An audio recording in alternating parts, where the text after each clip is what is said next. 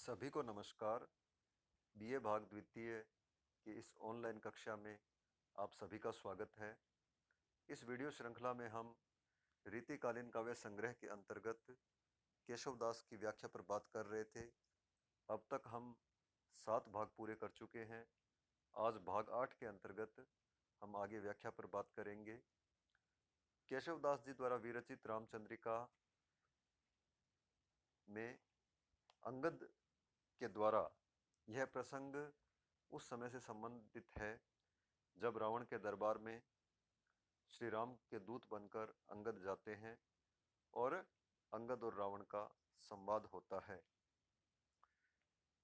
अंगद कहते हैं, श्री रघुनाथ को वानर केशव आयो, हो एकन काहू हयोजू, सागर को मद झारी चिकारी, त्रिकूट की देह विहारी गयोजू, सिय निहारी सहारी के राक्षस, शोक अशोक बनी ही दयोजू, अक्ष कुमार ही मारी के लंकही, जारी है नीके ही जात भयोजू, राम को काम कहा रिपु जीत ही, कौन कबे रिपु जीत्यो कहाँ। यहाँ हम बात कर रहे हैं अंगद के द्वारा रावण को श्री राम की महिमा का वर्णन करने की। अंगद कहते हैं कि श्री रघुनाथ को वानर केशव आयो हो एकन काहू हयोजू। अंगद कहते हैं कि श्री राम का एक वानर अर्थात हनुमान यहाँ आया और जो किसी के भी द्वारा मारा नहीं जा सका।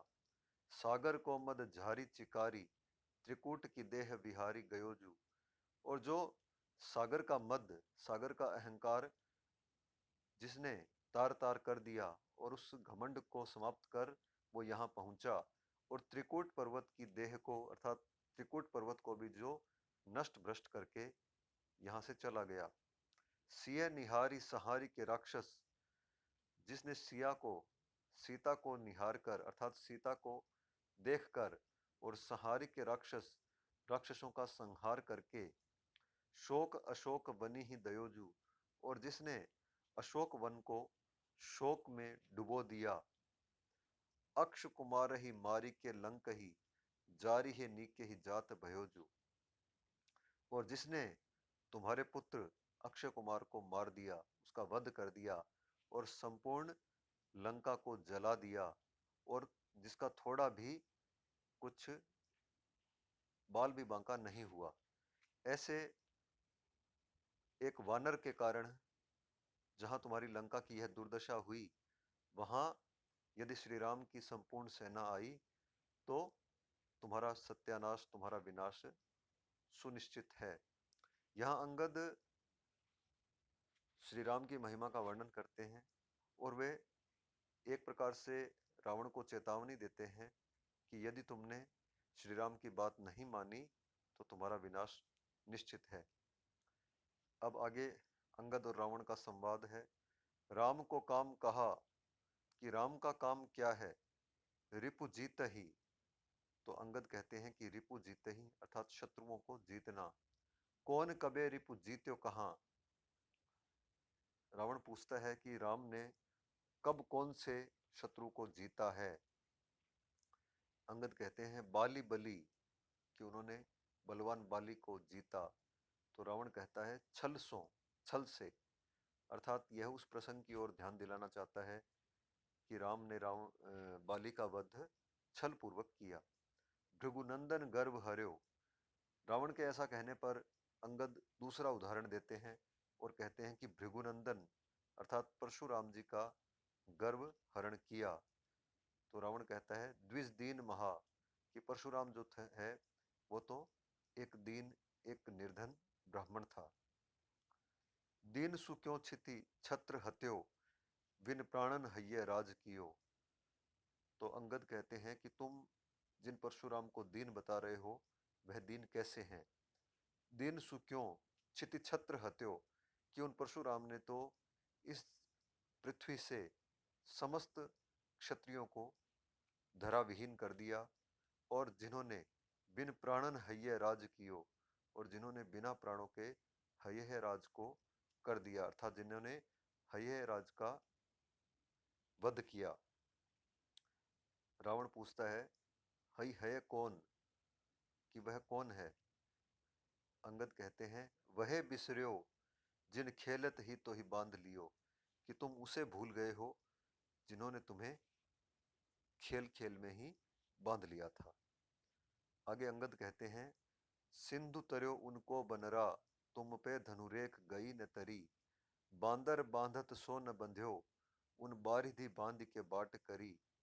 श्री रघुनाथ प्रताप की बात, तुम्हें दसकंठ न जानी परी, तेलह तूलहु पूछ जरी न जरी, जरी लंक जराई जरी।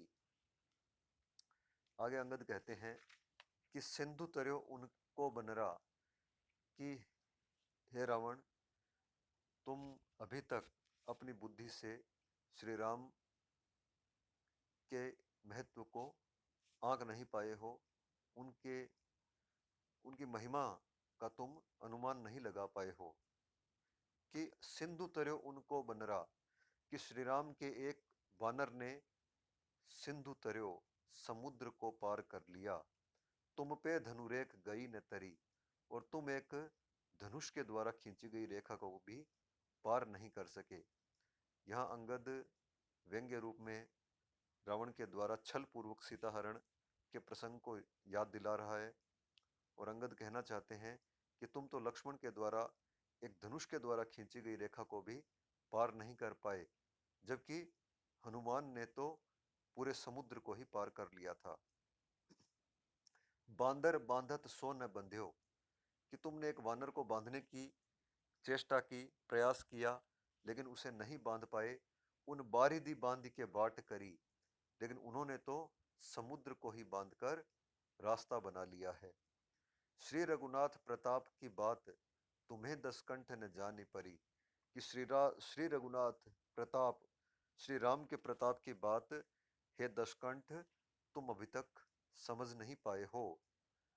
तेलह तूलहु पूंछी जरी न जरी, कि तेल और रुई लपेटकर तुमने हनुमान की पूंछ को जलाने का प्रयास किया, लेकिन वह पूंछ तो जलाए जाने पर भी नहीं जली।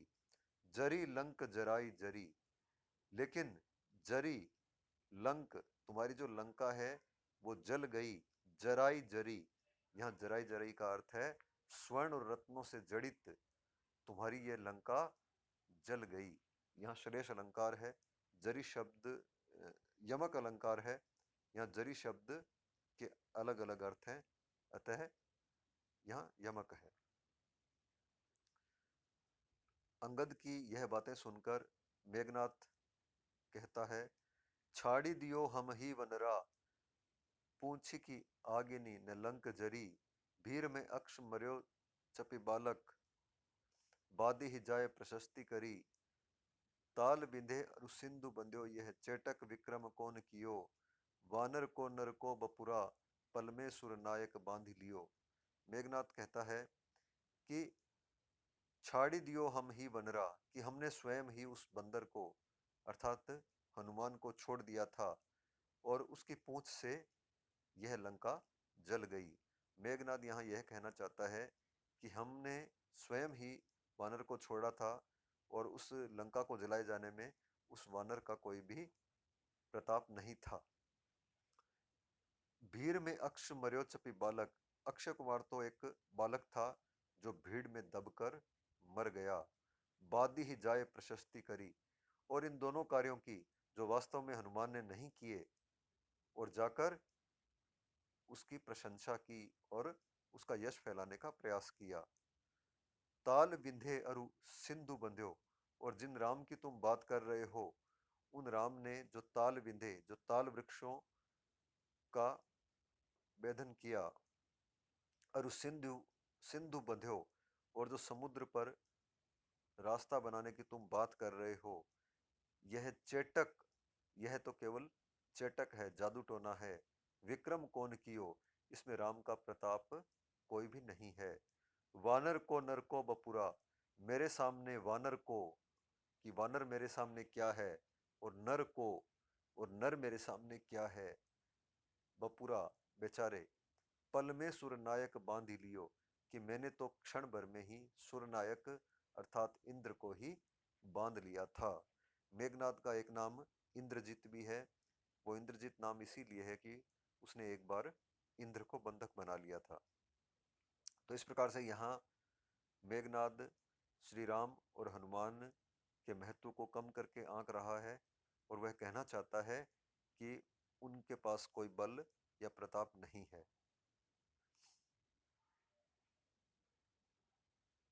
आगे राम राज्य का वर्णन है। भावे जहां व्यभिचारी वेदे रमे पर नारी द्विज गण दंडधारी चोरी पर पीर की मानिनीन ही के मन मानियत मान भंग सिंधु ही उलंगी जाति कीर्ति शरीर की मूले तो अधोगतिन पावत है केशोदास मिचु ही सो है वियोग इच्छा गंग नीर की बंध्यावास नानी जनु विधवा सुवाटिका ही ऐसी रीति राजनीति राजे रघुवीर की। यहाँ केशवदास जी ने राम राज्य का वर्णन किया है, अर्थात जब राम अयोध्या लौटते हैं और उनका राज्याभिषेक होता है, उस राज्याभिषेक के पश्चात उनके गौरवशाली राज्य का यहाँ वर्णन किया जा रहा है। केशव कहते हैं कि भावे जहाँ व्यभिचारी, कि राम के राज्य में व्यभिचारी कोई भी नहीं है, यहाँ व्यभिचारी केवल भावों में है, अर्थात रस के जो संचारी भाव होते हैं जिन्हें व्यभिचारी भाव कहते हैं, तो यहाँ व्यभिचार केवल भावों में है।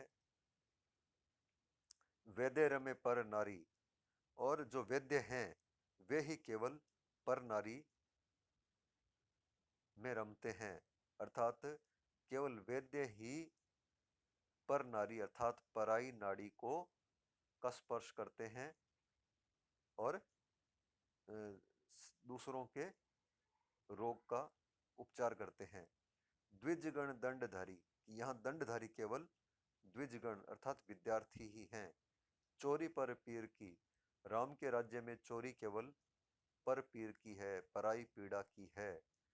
मानिनीन ही के मान मानियत मान भंग, और यहाँ मान भंग, यहाँ किसी का भी मान भंग नहीं होता है, यहाँ मान भंग केवल मानिनी स्त्रियों का ही होता है। सिंधु ही उल्लंघी जाति कीर्ति शरीर की, और यहाँ यश सभी के यश की, सभी का यश यहाँ समुद्र पर्यंत व्याप्त होता है।